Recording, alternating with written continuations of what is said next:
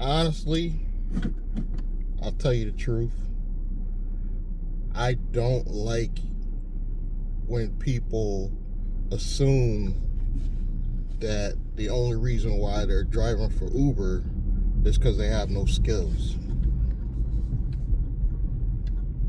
Obviously, you see by now, if you're watching YouTube for any length of time, that you are seeing these content creators that do happen to drive for Uber and Lyft, but they still have businesses, some of them have different hobbies. It doesn't mean you don't have skills. I'm sure there are some people on the platforms that are on there because they don't have no skills.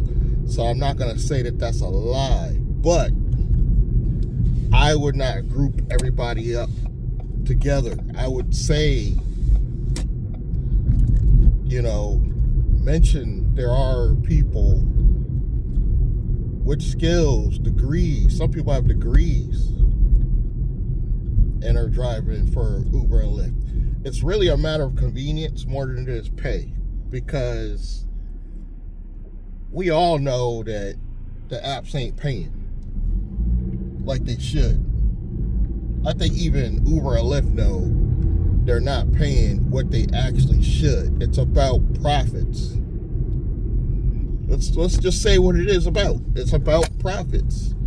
We are a capitalist society, and they're never going to pay drivers fairly because that would eat into the profits. It's not hard to figure out why they do it. And I actually, someone that considers myself an entrepreneur, totally understand. But here's my logic. My logic is that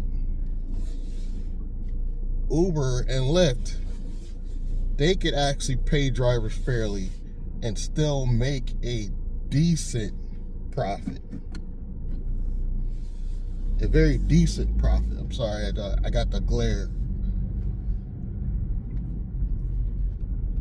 Particularly Uber, they could easily pay drivers slightly better. Slightly. Not just in certain states, they got rules and regulations like California, and they could pay overall anywhere in America the drivers better and they still make a profit. That's how much money they waste in different things that don't make them any money. Not to mention they get sued every year. Both platforms get sued more than you hear about because they're not public. They probably get sued probably on a daily just because they don't want to pay fairly because it would eat into profits. So we understand why they're doing it. Are they ever going to change? No. I mean, the driver pay is simply just going to keep going down. I truly believe that. It's not ever going to go back to what it was. And it's kind of smart that they're constantly recycling new drivers. Because I talk to a lot of new drivers or people that only drove for like a year or two. They have no idea how good they used to pay in the past. They think this crappy way they pay now is normal. They think it's normal. So they accept it. And it's kind of, you really think about it, particularly Uber, they're smart in that aspect because they're able to constantly keep the hamster wheel moving. Even though I would argue they don't have enough drivers for how many they want. they keep the wheel going. Veterans, we are either already out 100% or planning our escape. I admit, I love it for a side hustle. Call me an idiot. I love it as a side hustle. I think the problem only became a problem for me when I tried to make it a full-time thing. When I started trying to use it as a full-time thing, when I should have just got a job and just did it on the side, I would have been fine. I literally could have just did it on my days off and I would have been perfectly fine. But using it as a full-time thing for at least 5 of the 7 years, at least 5 of the 7 years, no, maybe not even 5, probably like 4 to 7 years, I could say I was full-time, and it just destroyed every car. And I expected that, but I just didn't expect it as fast, like I'm sure some of you drivers. I just really didn't expect it to be that quickly. And going forward, I don't think transportation is not a good means of making money, because if you're private, and when I say private, I don't mean just off-platform rides. I mean you're 100%, even though there's cost to that. Set it up, commercial insurance. God forbid you get sued. You got to have money put aside. I think you're making more money up front, so it doesn't feel as bad. I think the first year going private, I probably won't really feel like it's any different from just driving Uber or Lyft. And I'm probably going to have to continue driving Uber and Lyft, at least part-time, to steal the customers to convert them to full-time on the private side. So either way, you're kind of still in the hamster wheel if you want to stay in transportation in the long run. Me, I want to diversify so I don't have to rely on Uber and Lyft at all. Meaning I might rent a car, I might do medical deliveries, diversifying what I do with the vehicles so I don't feel like I'm held down and have to worry if one of the apps deactivates me or something crazy and my income not staying the same or close to the same.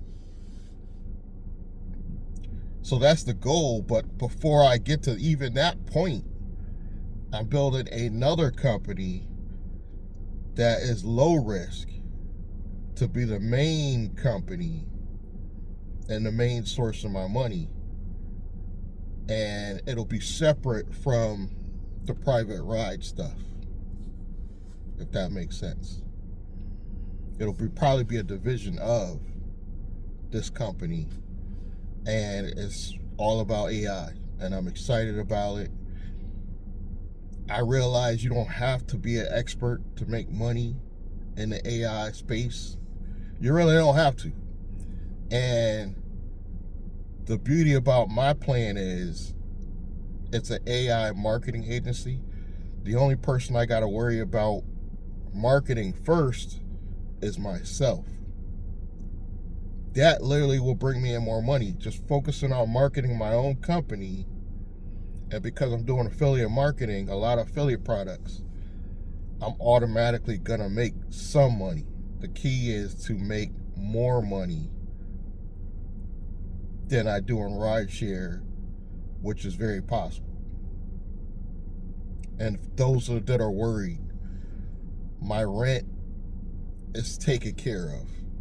As long as I'm able to rent rooms, my personal rent is taken care of. I still got to pay utilities, car note, insurance, taxes, the whole nine. So I'm not like where I want to be, let's just say.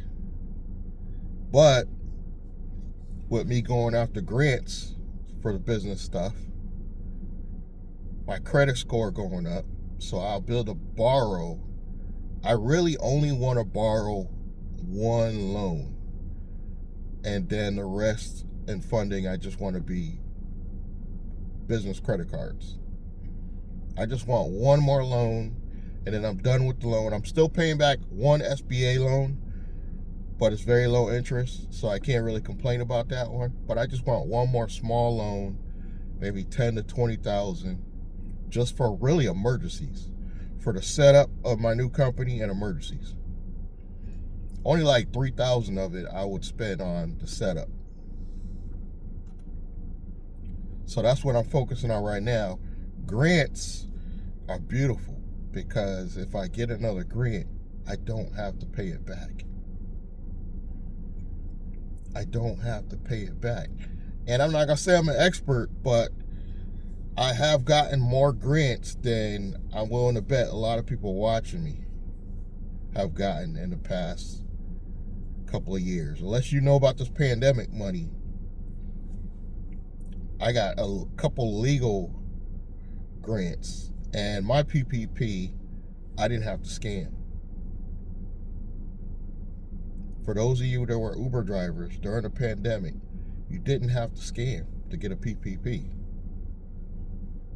because the government at the time considered Uber drivers business owners. They normally just consider you a sole prop and you're not really a business owner, but for that, they did. Does that make me an expert in grants? No.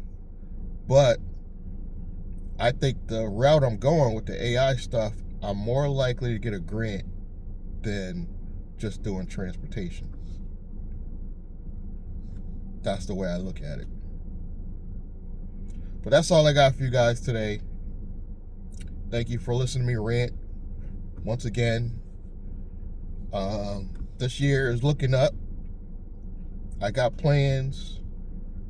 I'm getting out the rat race with the transportation stuff. It'll still be around, so I'll still have stuff to put on the channel, but it will no longer be a main focus. My main focus is probably going to be on my Blandrake channel with the AI stuff.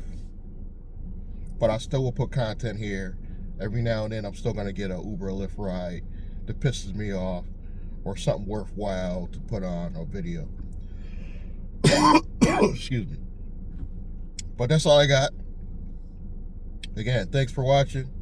Subscribe, like, comment, and I will come back. Thank you.